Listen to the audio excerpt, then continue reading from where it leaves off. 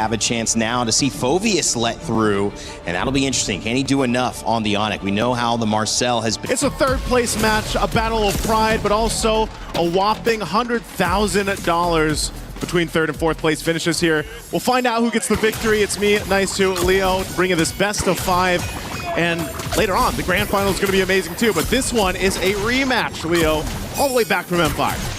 That was almost 3 years ago where they took it all the way to 7 games. Here tonight, they might be able to take it all the way to 5 games. Yeah. We're expecting a slobber knocker between these former champions of their respective regions. Flap here gets caught out, flickering through. Haji with the flare looking for the choke down. Lifts up Keyboy and puts him down just as quickly.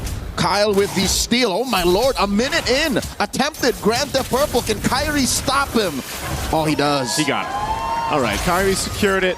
Kyle's going to be able to get away here. It was interesting, too, in the draft because if I remember correctly, yesterday, it was multiple times. Oh, hold on. All right, flicker burned. Keyboy should be, yeah, he's fine. He's on the Marcel. He's got enough mobility, but they went with this first pick, Marcel, who's kind of slipped through some of the drafts. He's been either banned out or teams have gone and picked him up.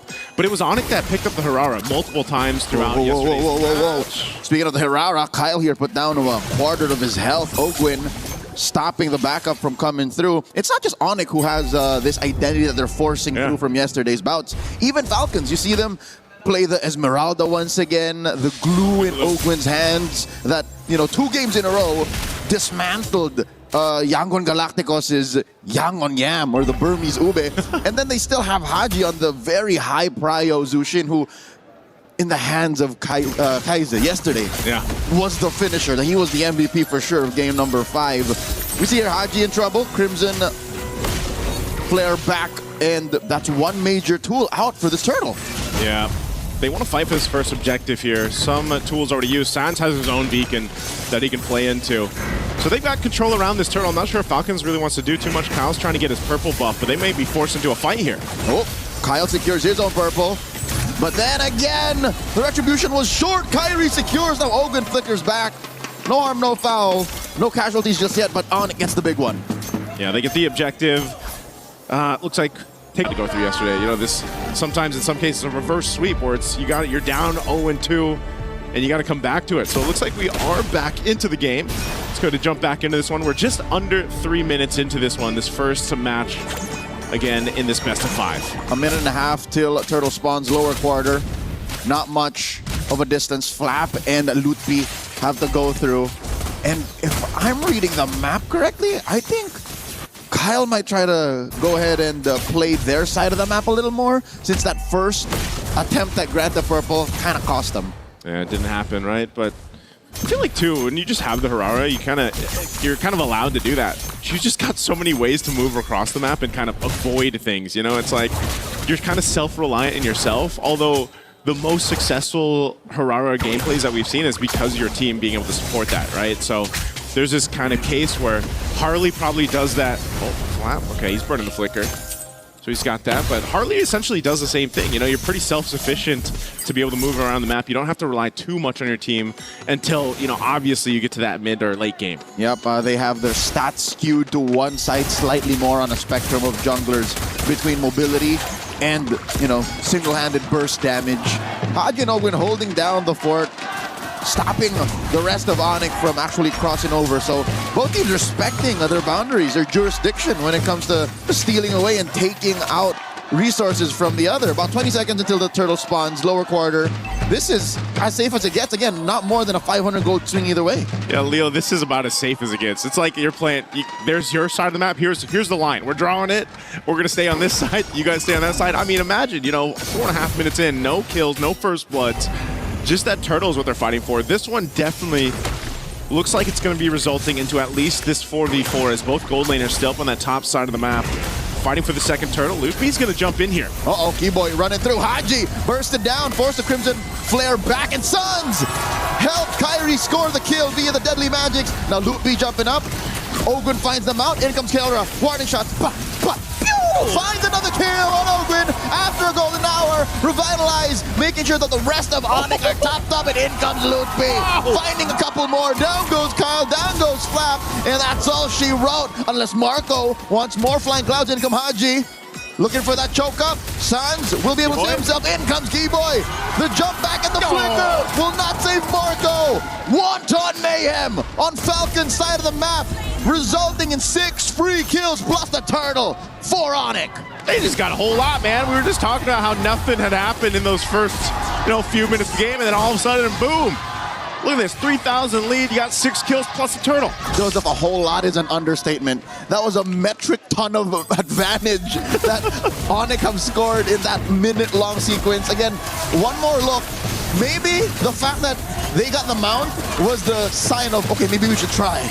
Yeah, I mean, again, even fighting in between the 2 turrets here, I thought Falcons would be a little safe. That should have been. Yeah. That should have been, but no. The fact that there was a revitalize, and sure, despite the crowd control being sound for Falcons to an extent, it was still ONIC who was declaring and dictating where the fight happens. So now they're up 3,000 gold. Kelra can move around where he wants. And all right, say what you will about the Hirara and the Esmeralda kind of going where they want to. Uh-oh, they find Kyle once more, and there's no way Kyle survives this. Lutfi scores, and another mount. This should be a clear sign. The first time around, it did not work out. Yeah. Falcons should back off. And I mean, even on this, golden hour used. Ogwin just chopped down to a little stomp as they force Patrick Star to take a dirt nap. Lutfi gets knocked up, but again, there's no damage between Flap and Haji here. Falcons once again lose 2 for free. I mean, what do you do? Oh, Kyrie. Oh, he stops him. He does, but the damage is real. Kyrie finds another. But there is a trade-off. Down goes Suns in mid. Haji traded up for Keyboy. What is he rocking? These enhanced basic attacks on the Marcel are doing work. What is going on here for Falcons? I feel like across the map, it feels like ONIC is everywhere. And at this point, that's what they can do, man. Just continue to build this lead of 5,000 up ahead. The next turtle, last one, is coming up here. But look at this, Kyle. No breathing room. That's it. We've seen Hirara survive a Deadly Magics through a sequence of spell vamps and iframes, but not like that. Not in a moment of, I don't know, savage vulnerability, because that's what it feels like, Joseph. About 2 to 3 minutes worth of that gung-ho intent that they had against Yangon Galacticos last night. This feels like ONIC time, like in game 1. I mean, for sure. This is going to be the next turtle that they get 3 for 3 there. You saw the difference for gold in the gold lane, man. 2,000, I think it was, for Kelra.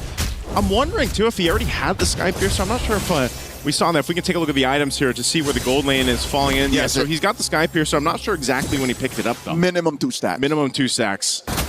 Malefic Roar already. I mean, think about it, man. You got a Malefic Roar, Hunter Strike, and Sky Piercer already at that 8-minute mark. That's why, all they have to do is lay down Keyboy's golden hour. Here's some Rhapsody shots. There's the stacks. He got 4 stacks. There you go. I counted minimum, so I'm like, all right, apparently he built it before the whole shebang went down. Hey, man, if you could just line up Rhapsody shots and then guarantee them to hit after the golden hour is done, like, what else can you do? Looking for more. They burst out Flap, force him to back off. Flicker spent. Again, better Flickerless than dead. They will lose this tier 2, though, before the 9-minute mark. So already I think that ship has flown. That boat has sailed. They can no longer play it clean and safe. Golden hour.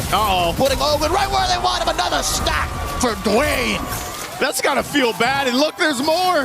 It's for Marco. The KK connection is online, baby. They're up almost 9,000 gold. Oh, Daniel, I hate to say it, man, but this might be one of the cases where Falcons just go next, It just does not seem right. I don't know if it was the fact they're on Flying Clouds and they just haven't won a Flying Cloud map, but this might end. I mean, they have a wave coming through.